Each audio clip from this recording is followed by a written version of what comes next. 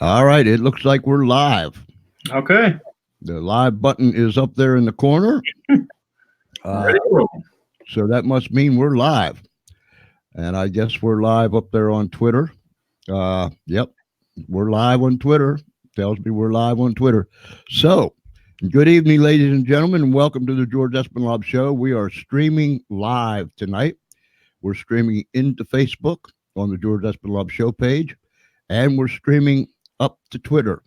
I always say up to Twitter. I don't know where Twitter really is, but I always say up to Twitter. So uh, wherever Twitter's at, we're streaming live into Twitter, and we welcome you because tonight we have my friend, author, school choice advocate, Mr. Ed Temple, and there, right in the center between our faces, is the book that Mr. Ed Temple wrote, "Escape from Uncle Sam's Plantation." Uh, tremendous book, and he is, as one person described him, when it comes to this social media, uh, leading the charge and all the other things, he's a beast.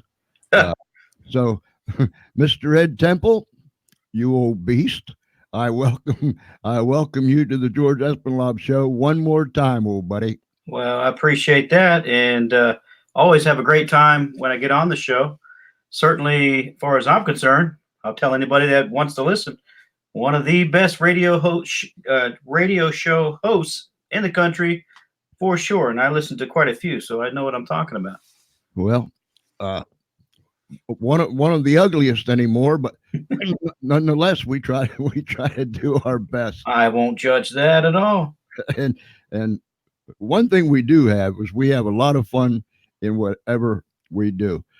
So listen, if you're coming in on Facebook or you're coming in on Twitter, I know that they ask you in the beginning, uh, you know, to do comments and all that stuff. So don't be afraid to come on in. I call it the chat room, whatever it's called. Don't be afraid to come on in.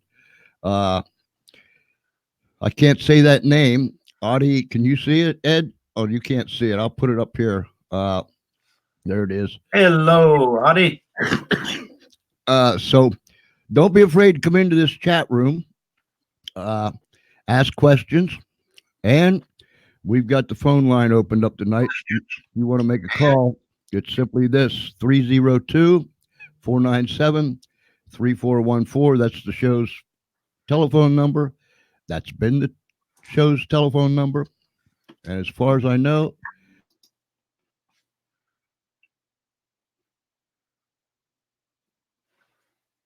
There, George.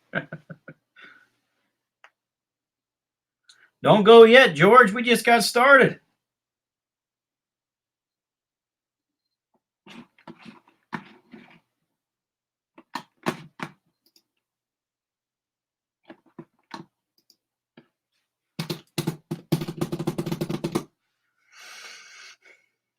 George, I'm still here.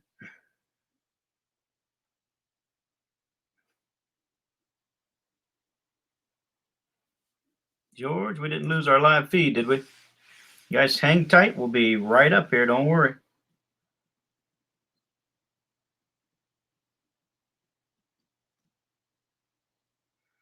George, what's going on? I'm in the show.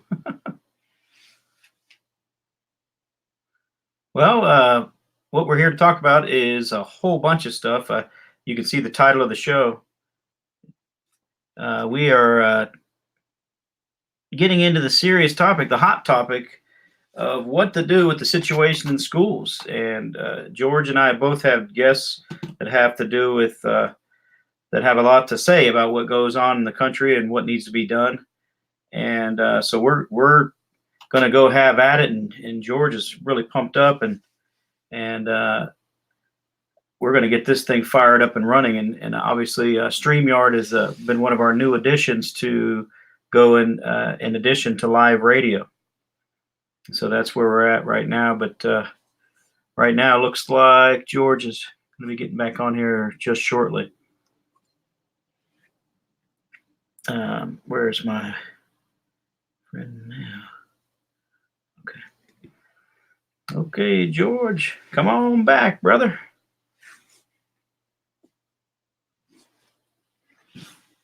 Waiting on George.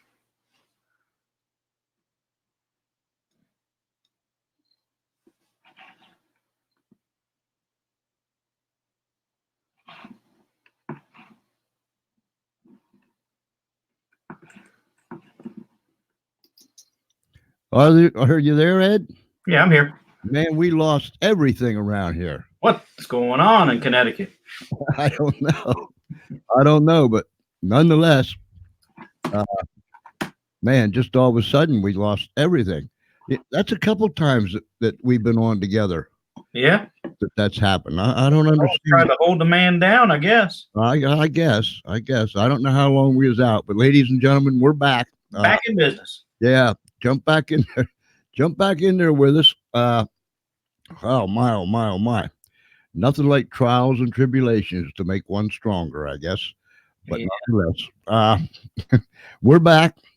Hopefully, we'll not have no more interruptions. That took me by surprise. Uh, so I went looking. I don't know what I exactly found, but I Right. went, I went looking. Everything looked right, but just one of them glitches. But anyhow, Ed, uh, I hope our people come back in. Don't be afraid to come on in and settle down and talk with us and chat with us because we're going to cover some vital ground. You got it. We titled this thing tonight, if I can remember correctly, which I usually can't. Uh, if there's a call to action, why don't we? I'm putting it in.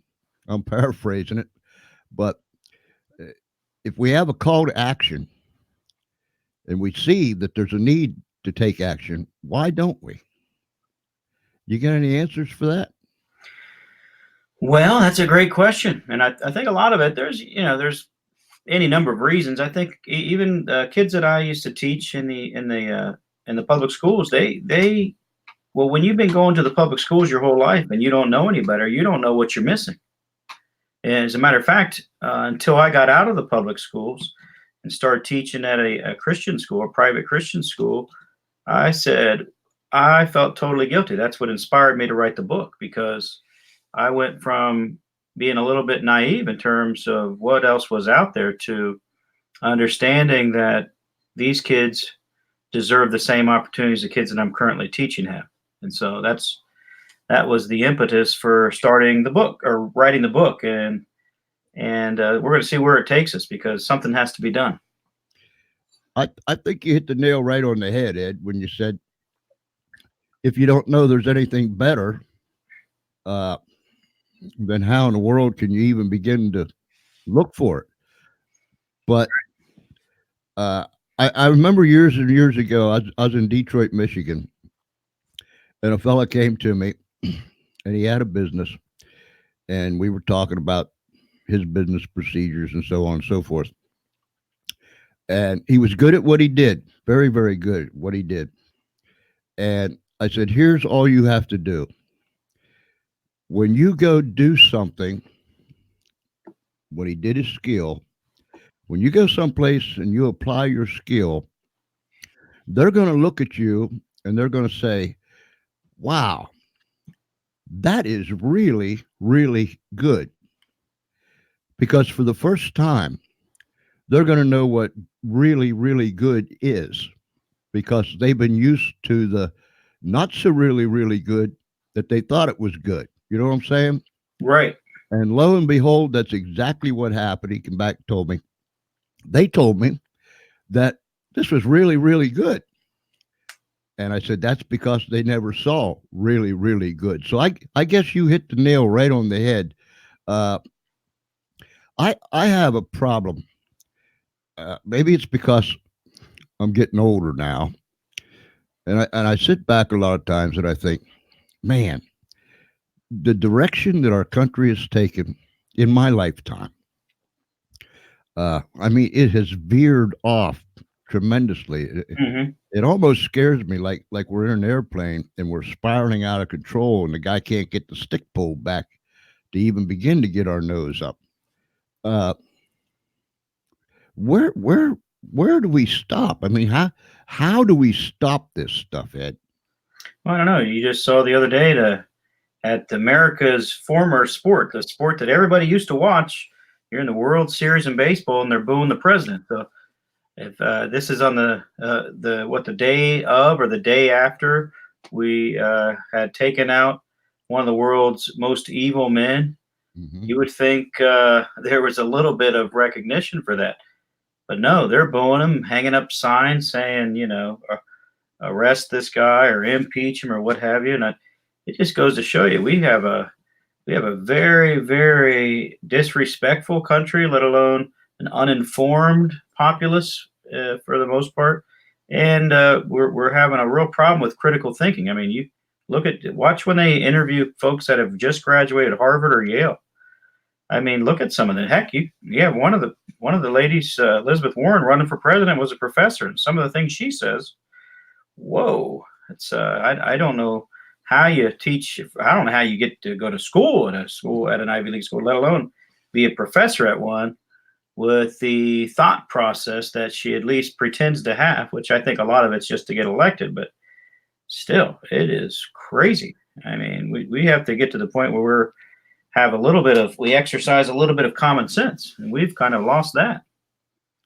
Your book, Ed, you've had years and years of teaching experience. You spent years in the public school, so you've been there, you've done that, you've experienced it, both the good and the bad. You've seen it from the inside out and from the outside in. Uh, are there other people, and I'm sure there is, but is there other people inside that feels like you do, Oh yeah, yeah. but They're afraid to speak out. So that's the issue. Is that if you speak out, I remember a lady just on something simple. She spoke out and said, I have a room that's leaking water from the ceiling. And they kept saying, does anybody have any more questions? And she wouldn't let that go. They're like, oh, we'll deal with that later. She knew they wouldn't, so she kept saying, hey, were you going to do something about it? Well, she was probably our best English teacher. They got rid of her end of that year, wouldn't renew her contract. I mean, just little things. I mean, so you learn right away. It's funny because you see all these TV programs like Greed, basically saying America's got greed and that's a competition. Basically our capitalism is evil. Well, what's the opposite of capitalism? It's what we have in the public schools, which is you have a totalitarian system that squashes freedom of speech, that squashes freedom of religion, that squashes anything other than teaching to a particular test, getting the numbers so somebody can get a bonus. And everybody's got a bonus tied to fudging the numbers. And so that's what the whole system is geared towards, folks getting a payday. Meanwhile, the kids are kind of the afterthought. with, within the system, George, yes, give me 2 seconds. okay. Ladies and gentlemen, we have Mr. Ed Temple with us tonight, and he is the author of Escape from Uncle Sam's Plantation. He's been in the public school. He taught in a public school. He is now teaching in a Christian school in Columbus. George, I apparently locked everybody out of the house. I'll tell you what, this live streaming, and we're both kind of new to this. This this live streaming is like live radio. Man, you never know what's going to happen. That's pretty cool. Out of breath today, I'll be back. Well, yeah, what you see is what you get, and I think that's the fun part of it all, where people can just see that we're normal people, maybe a little bit goofier than others, but nonetheless, we're just a little bit normal or abnormal, whichever way you want to look at it. When you wrote your book, and it took a long time, a lot of years, a lot of thought process that went into this thing. When you started, Was it just little quips and quotes and paragraphs here and paragraphs there before it all started to come together? Honestly, what I did was my other job, I had to stay up all night. So when my the gentleman I'm a provider for would fall asleep for just a little bit of time, for half an hour, 15, whatever time I could get, I would start writing, jotting things down, and actually I voice texted them. I did all over. I almost did the whole book on my phone, which is why the first edition, I didn't realize, had a lot of typos where they weren't necessarily incorrect words, but they, like, the word no was N-O instead of K-N-O-W. So I had to reissue the book, but no, it flowed pretty nicely. I had I think I had over 100 sources. I don't know which ones they took out, but they did a writing style called Chicago text, which they did all the editing. So I've never even heard of it before they did the book. But anyways, no, it flowed pretty. Did a good job of flowing. But like I said, I did a whole lot of research. What I did was try to find as many different sides to the issue that I could find, and I just dismantled it, because one thing I know about research is it's limited. It's limited to teachers that aren't, for the most part, in the field still. And so I'm in the field, so I'm living the research. So that whatever they said, I knew that I could debunk it quickly with real research. And so what I did is took every major argument that says the anti-choice crowd, and I dismantle it in the book. And then I give suggestions what we can do. Ladies and gentlemen, you're watching the George Espenlaub Show, and we're streaming live. And we've had our little blemishes and bloopers and bumps tonight, but that's what makes it so interesting. So spread the word. Tell folks, come on into this, I call it the chat room for lack of a better term. I don't know what it is, but come in, let your comments. Ed will see them. I will see them. We'll shout them out to people. So don't be afraid to come in and interact with us. You might add something to us. And we also got the phone line open. So if you want to call 302-497-3414, you feel free to call and ask Ed anything that you might want to know. And I'm sure he'll be able to answer your question. Yes, I will. Ed, you on your show the other day, you had a gentleman that has started Zenith News. Is that correct? That's correct. He's the founder, creator, and founder, and he's got a lot of strong opinions. And like I told him, and I didn't know this ahead of time. I didn't know why he started his news site, which is huge. He's getting so many folks that want to sponsor it and take it new places. But I was getting a little tired of the Drudge Report, because it was becoming a little bit, I don't know, kind of like Fox, kind of getting watered down a little bit. Not that I don't still go to those sites, but it's just not the same. I don't have the impetus. Feel like I have to check it every morning like I used to. So Zenith.news is actually a phenomenal site that has, his motto is not fair and balanced, but it's somewhere like that. Basically, he gives both sides of every issue. He doesn't just trust one site, and he's very careful in what he presents on his news site.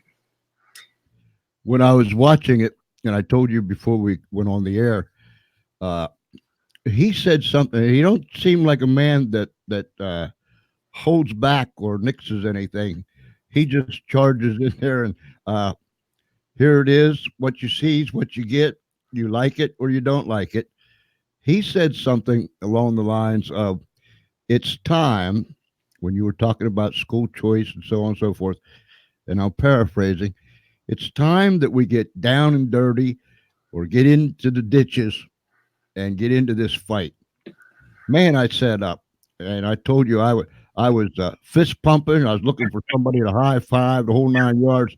Now, that's my kind of guy, and I think when there is a demand or when there is a call for action, there has to be a demand for action. Well, we are whether we like to call ourselves it or not, we are all three activists. Whether it's Charles Benninghoff, or if it's George Espenlaub, or if it's Ed Temple. If you think about it, you've gotten a hold of what is it, Connecticut senator, I think it was, right? That was one of our state legislators right here in Delaware. Yeah, Delaware. I'm sorry, I meant Delaware, I guess. that's all right. I just think of them all the same. They have right there in the corner of the country, and I've never been there.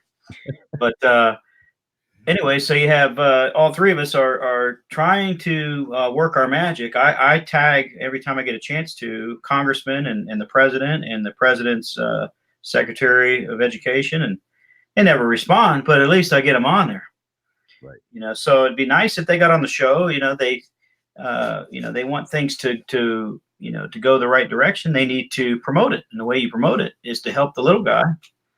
As of right now, we're kind of becoming a little bit bigger and bigger as we go in terms of the content. I mean, right now, if you type in the school choice show, it's the first thing that pops up.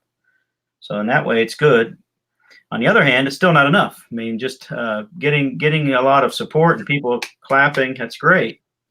But it needs to be, the story of the day, which if you talk to people, it gets people's attention. Just like you said, like the title of the show, it's just getting people to do something about it, know what they can do about it. And that's why the people are so afraid of school choice, because they know that once kids get the choice to go where it is best for them, there's a lot of failing schools that are going to be very scared of their future. They're going to be afraid of the future.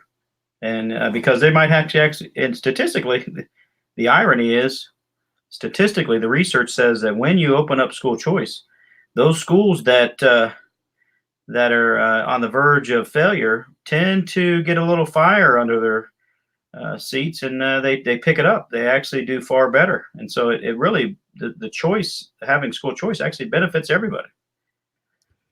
So I don't. It's ironic that they are so afraid of it. There is a thing that worries me, uh, because we've talked about this before. If you go out into the marketplace and you talk to mom and dad, grandmom and grandpop about school choice, everybody says, yeah, yeah, yeah, yeah, yeah, yeah.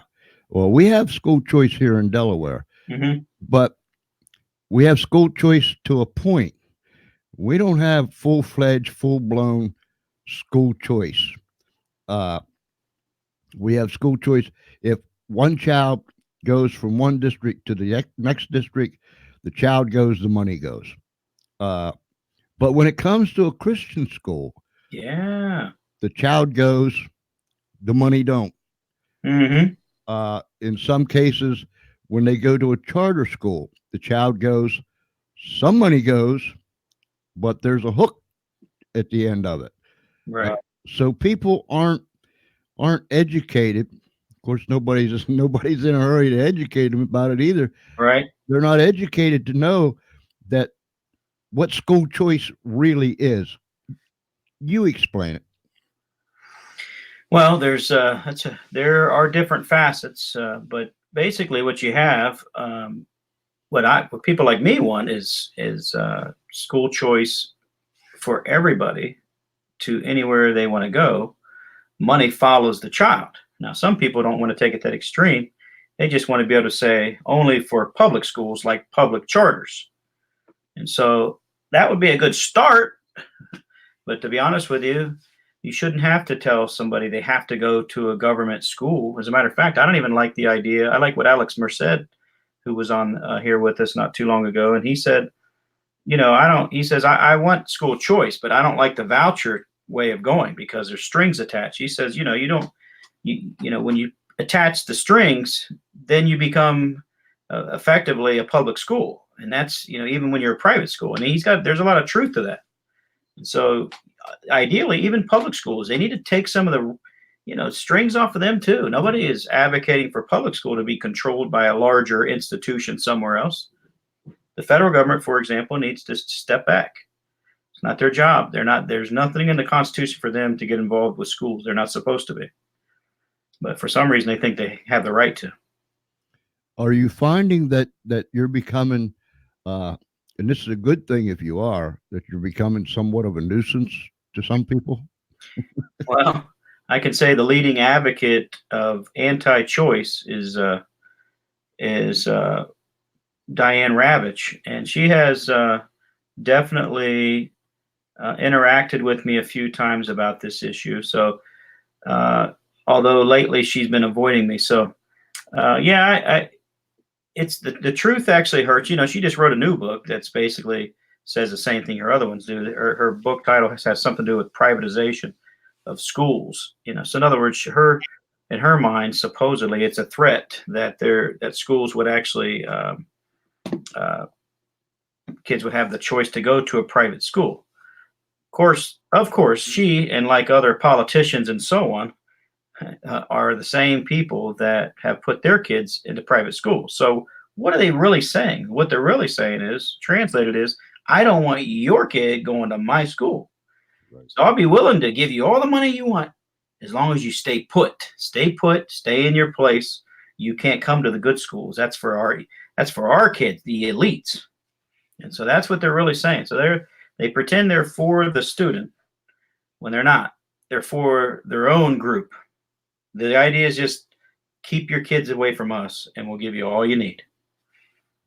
So it's hypocrisy in the truest sense of the word. That's exactly what it is. And it's not just her. I mean, these guys running for president, Cory Booker, Elizabeth Warren, and believe it or not, even Bernie Sanders have all supported legislation that supports school choice. And it's as they've been running for president, they've been, oh no, I never thought that. I've changed my beliefs. You know, so it's very interesting how that works, and I'm not real sure why they think they have to do that, but it's very well. I do know why, because the teachers unions are some of their biggest funders. Both the major teachers unions, the NEA and the AFT, as well as a whole bunch of other teachers unions in between there. Explain to our folks that are watching and that will be watching later uh, what a voucher really is. Okay, yeah. So I'll give you an example. In Ohio, the voucher, you know, every so many years they increase the amount, but a school, for example, in Ohio, I think the average school brings in with property taxes, state taxes, local taxes, all that. The average students bring in is cost the district, they say, or at least cost the taxpayer around, let's say, $12,000 to $14,000 per student. Well, the voucher takes only state money, and the district still gets all their property tax money and whatever other funds they get, Title IX, whatever, they get all that money still, and the state money follows the student to, let's say, whatever the school they want to go to. Whether it's, let's say it's a private school, or let's say it's a charter school, wherever the school is, they'll turn around and get that money. Ironically, the school literally makes money when the kid leaves, but they still complain. What a voucher should do is the entire amount of money that would have went to the kid going to the public school should follow the kid to the private school. See what happens in the private school. One of the negative consequences of only getting partial money is the private school can't afford to pay their teachers anywhere near the public school. So in some ways, they have a huge disadvantage recruiting teachers, even though they do far better overall. Graduation rates, test scores, you name it, they do far better. And the climate and safety and so on, they do far better. They don't have, if they could get access to more, you know, to teachers that are, you know, that are raising a family. I mean, it's very difficult to raise a family on, you know, when you're getting, when I went from the public school to the private school, we're talking about over a 50% pay cut. That doesn't include benefits. Really, probably a 60 or 70% pay cut when you add that in. And so it's a huge, you know, it's hard to raise a family on half the money. And so that's a big problem. It's not fair to the teacher, but it's also not fair to the student, because they're losing out on maybe getting even more skilled teachers in, even though they're still going to fare far better. Just think of how much better they could be if they had a bigger pool of people to choose from. And so that's where another one of the issues that needs to be corrected. With all that's going on, uh, and I look at it this way, and I'm not a pessimist by no means. but I try to be a realist. Uh, the financial system is breaking. The political system, oh, that puppy is broke. Yeah. Uh, uh, Anywhere you look in society, things are broken. Uh, and I'll give you an example. The man that I talked to here in Delaware a month or so ago, a little better than a month, said these words, and I'm paraphrasing. If this, what we're talking about is school choice, the money following the students. If this was a Second Amendment issue, people get passionate, fired up, and they really get on their lawmakers, and the lawmakers have to turn that ear toward their constituents or else. And I thought that was sad Right. when he said that because, uh, and I'm all for Second Amendment rights, believe me, but I'm also for school choice Right. and money following the student. And I thought, so what they're actually saying is as long as we let that dog lie down and sleep, we don't have to really worry about it. Hmm. But woe be unto us the moment that that dog wakes up and starts barking and growling and wanting to be heard Right. from us. So it's going to take grassroots down here where we all live to mount up and get in this thing called action, or as the man said on your show, get down in the ditches, uh, regardless of what we have to. How can we get people to understand that it's not enough to say, uh huh, I know, uh huh, I know? Yeah. Right. Yeah. How, how It's can we get them to get in there and fight? it's that's a good question. I think part of the reason is because so few people nowadays have kids that are in the schools. So the vast majority of people that are in the schools, for example, they uh, they often don't aren't at, it's not like the public school is going to advertise that they're a school choice. And so unless you already have relatives or somebody that are in a that are in a private school, it's kind of hard for them to find out about, hey, there are some other options. So that's is part of the problem is just the public being uninformed of what's going on. The other one is, we have a two party system. Really, unfortunately, we should have more, but you have a two-party system, and in big cities where the problem largely is, it's run by the party that doesn't want you to know that there's school choice. And so there's no, there's not even a talk about it. They run for office. All they have to do is say, I'm a Democrat, elected. They can be for anything they want. And they get elected every time. There's no one that even bothers running against them. I mean, if they do, they get very small percentage of the vote.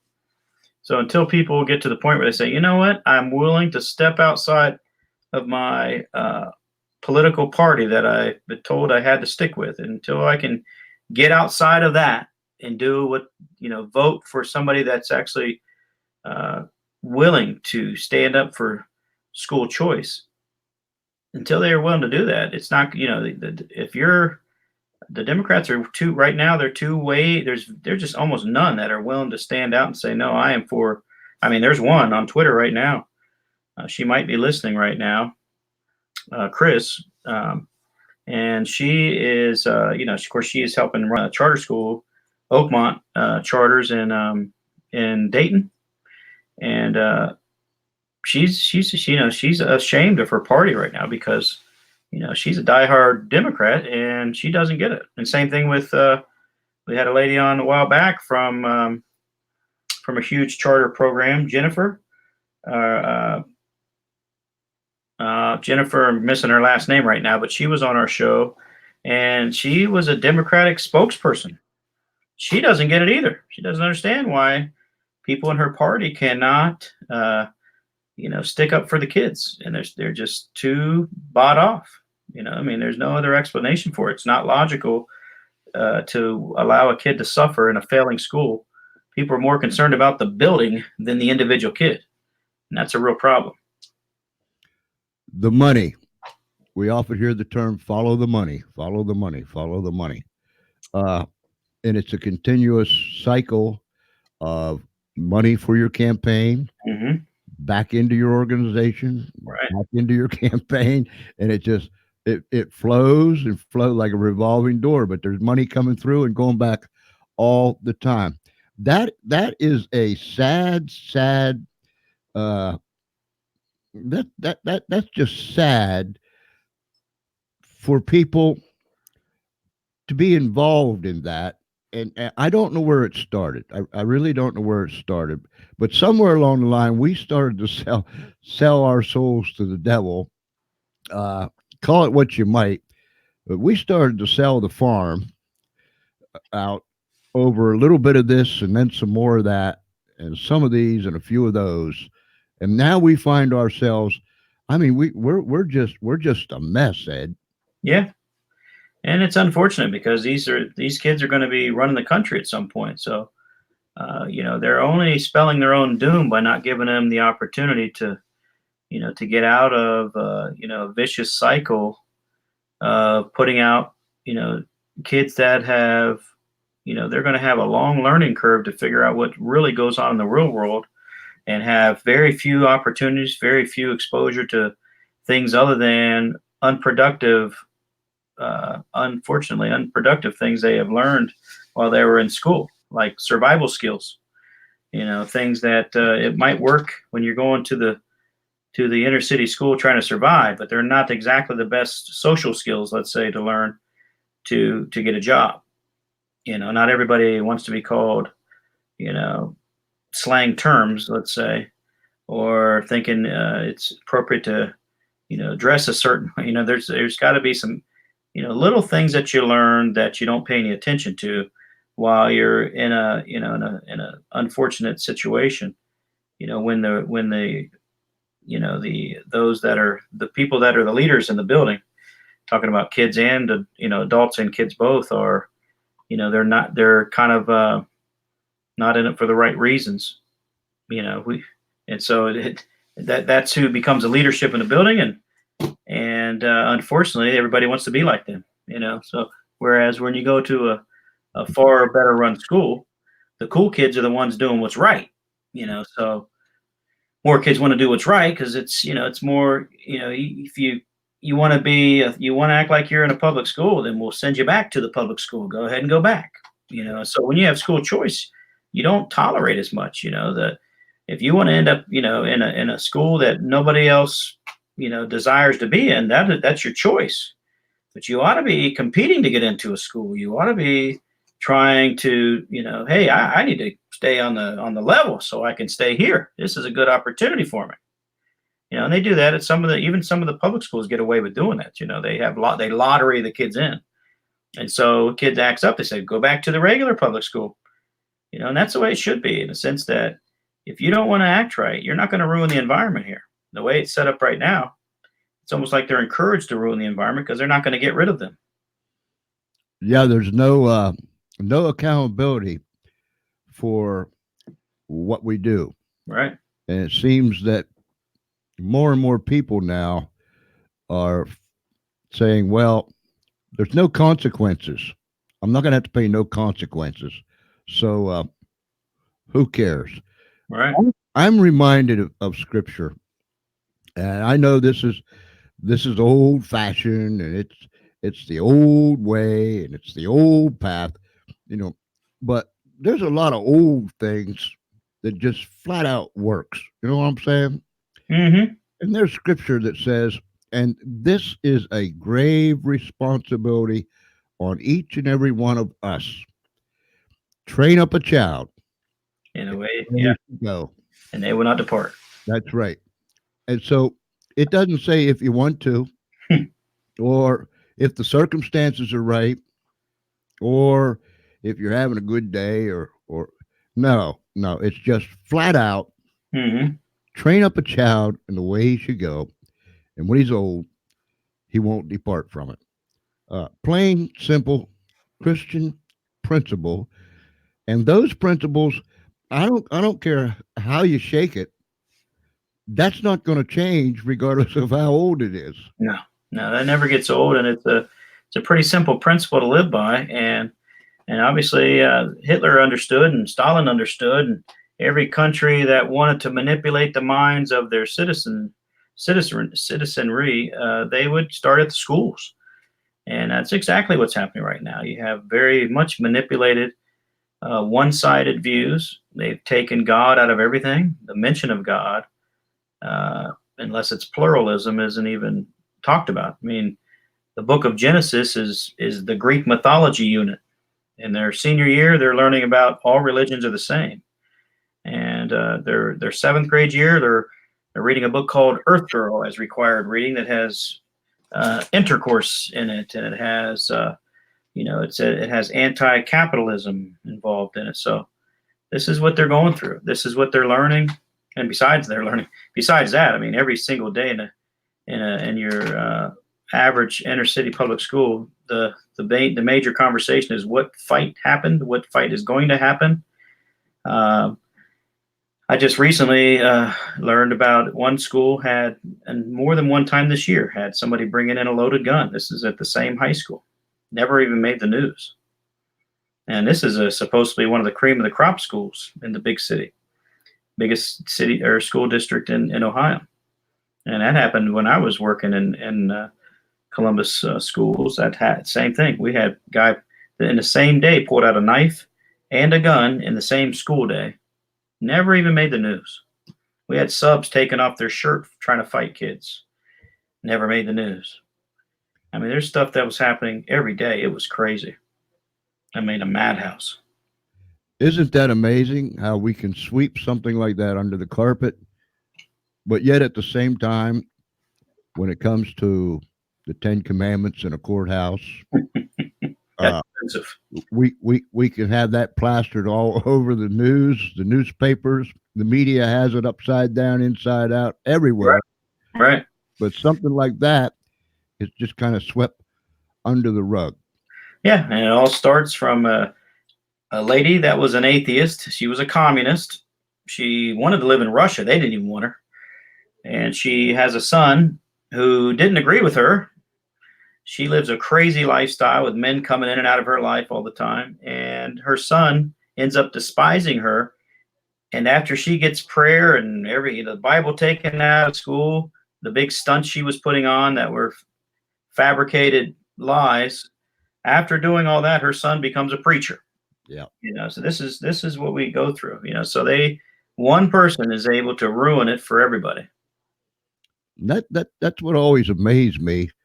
Uh, you have this group over here jingling their little bell, uh, but yet when you listen to them, you would think that they'd have one of them great big bells, that hangs up in the bell, but they only got this little tingly bell. But yet, because they believe in what they're saying, they're behind what they're saying, they make the bell that's ringing sound a whole lot louder than it really is. Where are we at? Yeah, it's a good question. I think part of the problem is, that folks on the other side of the issue are just a lot more civilized, and the fact that we're so civilized, it's like just like every other gift from God. We have every gift we have is a gift and it's a curse. Or sometimes we're taking advantage of us for our kindness, and taking advantage of us because we actually try to think things through before we do them, and taking advantage of us maybe because we have jobs and don't have time to pick it all day. Just little average things like that. And then we're not bought off by unions. There's not too many unions that support people on the other side of the spectrum. And so that's the way it works. I think, and this is just me thinking, and it's old thinking, but it seemed to have worked in years going by. That was a little ding-a-ling that we got here. Okay. That you heard. I thought it was over here dying. I saw you looking around like you was hearing bells, and I wanted to let you know what's going on because I didn't want you to lose it. You know what I'm saying? Yeah. But where was I after that? Anyhow, uh, I just can we go to the local school districts? Yes, faith. That's right. Can faith is the things hoped for, the evidence of things not seen. Exactly.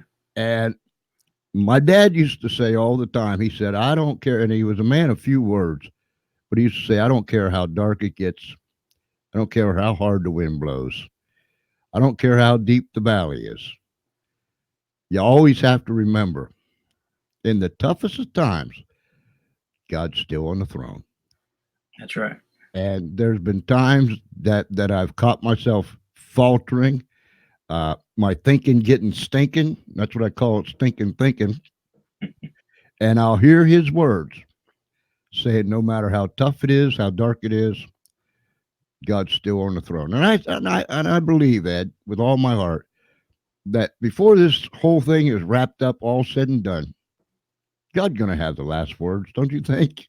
Oh, for sure. And I think people that are trying to do their best to keep God out of everything. It's kind of like when somebody says, "Hey, why doesn't God do something?" And people are like, "Well, didn't you take God out of everything?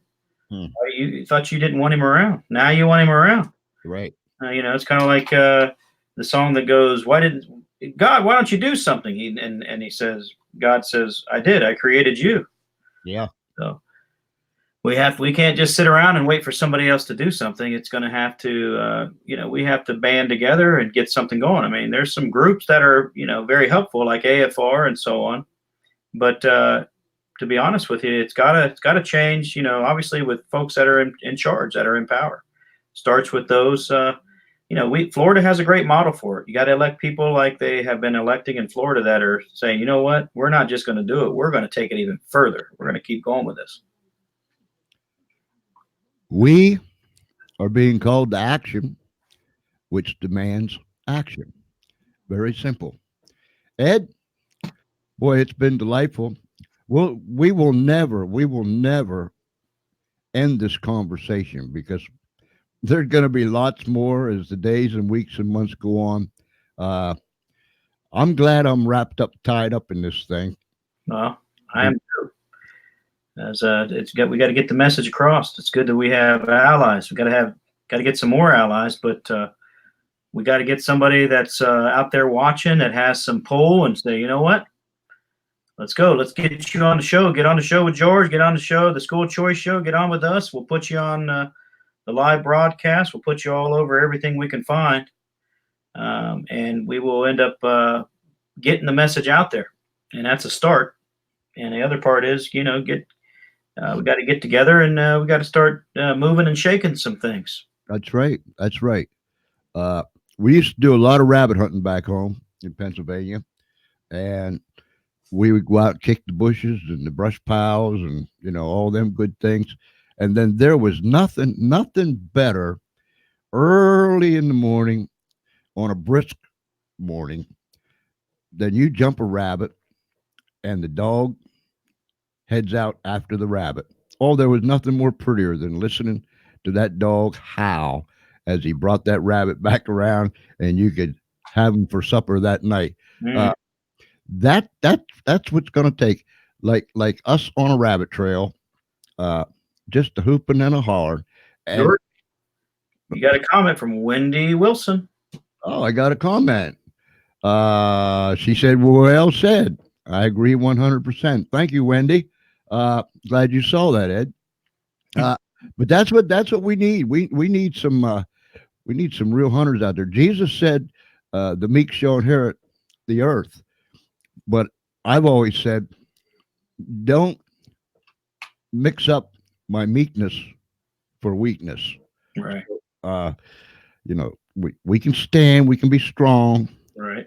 stand on them strong principles.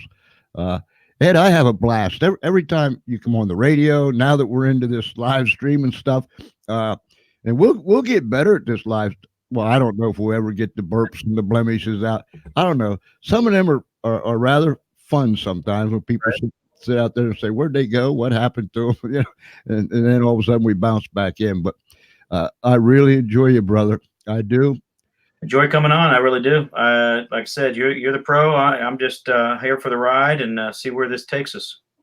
Well, we're going to find out because we're going to be out there amongst them, and we need to shake the bushes of these politicians in our local government and in our state government, all the way up to the federal government. So, Say that anybody out there that knows a politician that's willing to get on the show, right, love to have you on either or both of our shows, and love to get you in the conversation. Love to see if you are willing to step out, yeah, yeah, take a chance. yeah, We'll help you get voted for. We'll push people your direction, but we need to get some folks that are in power to make a difference immediately. yeah. Take a stand. Uh, so it's a sleeping dog. Help us wake them up, and that'll wake up some of your compadres out there too. So help us wake that dog up. That's right. Come on and be a part with us, and we'll we'll all get on this thing, and we'll make a difference where Right. it needs to be made. Thank you, my old buddy. Uh, Have me on. we'll be in touch on the phone and all that good stuff like we always are. And I appreciate you, Ed. Okay. Thanks for having me on. I appreciate it. All right, old buddy. I'll see you later. All right. God bless. Ladies and gentlemen, that is Mr. Ed. Uh, what a tremendous gentleman. And he's a beast. I forget who said that to me, but when it comes to this social media and advocating school choice, Ed is a beast. I'm proud to be able to call him my friend.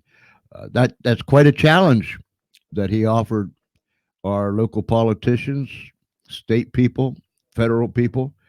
Uh, please come on the show. Contact us. I'll put my. Let me put my. I think I got my email address here. Probably not. Yeah, George CE. George CE at Comcast.net. George CE at Comcast.net. Uh, please get in touch with me.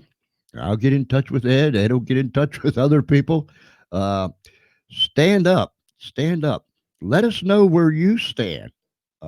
Election time's coming, and just don't do it to get elected. I mean, do it because it's in your heart. It's in every fiber of your being. It's what's good for the country. I hear everybody saying it's what's good for the children. It's what's good for the. Well, let's do something that's good for the children. You do something good for the children, it'll be something good for the country. If we lose our children, we lost our country. It's simple as that. That might be a little dramatic for some people, but nonetheless, if we lose our children, we lose our country. And God only knows we have enough problems as it is. So let's really, really get behind this thing. Let me put Ed's book back up there again, real quick. Escape from Uncle Sam's Plantation. You can get it on Amazon.com. Don't be afraid to get it. Get it, read it, pass it on, let them pass it on, but put the word out there. Very, very important. Let's do what's right. I appreciate everyone that has hung in there with us tonight. I'll tell you what, this live streaming, it's all new to me. We've only been doing it. I think this is like the third show that we've done, something like that.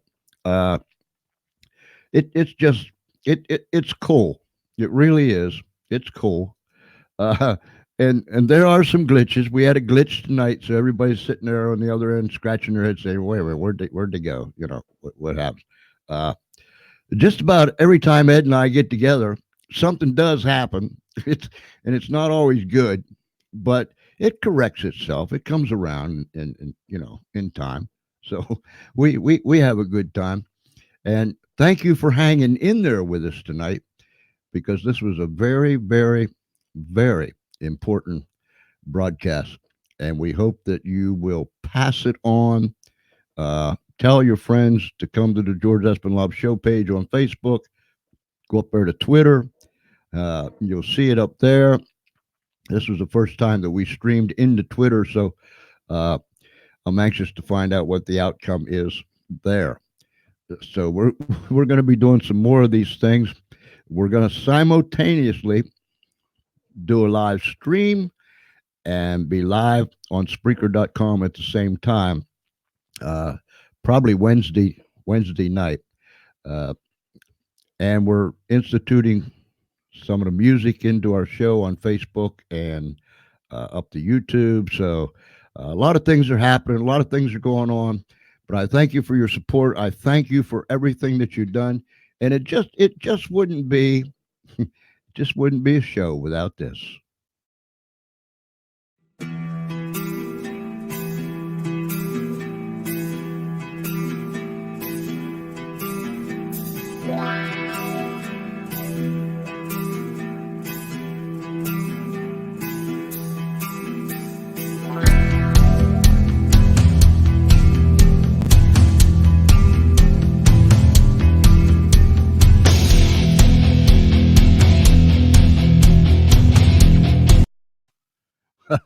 Yep. All right.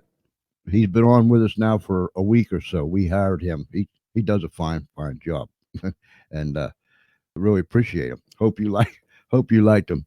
Listen, we're going to get out of here. Thank you for being with us tonight. Thank you, Ed, for being with us tonight. Appreciate you, buddy.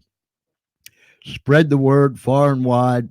Uh, Tomorrow night, we'll probably be doing an Unshackled show out of Chicago, Illinois on Spreaker.com and iHeart, Spotify, all those other places. So look for us tomorrow night with an episode of Unshackled. And it is produced and directed by Pacific Garden Mission out of Chicago, Illinois. And we'll run that show for you tomorrow night. And it's always good to do that. Until then, wherever you're at, if it's nighttime, you have a great night. If it's already daytime where you're at, you go ahead and have a good day. But regardless of where you're at and what you might be doing, until then, this is George Espenlaub saying thank you for tuning in to this new live streaming stuff. Uh, we'll get used to it sooner or later. But nonetheless, thank you for tuning in. Tell your friends about it. And we'll see you when we come back. And we will be live on Spreaker.com, live on the radio tomorrow night with another episode of Unshackled. Thank you, ladies and gentlemen, boys and girls, friends, Romans, and countrymen. Uh, Thank you for putting up with the glitch tonight. May God keep you right in the center of his hand. And until then, good night, everybody.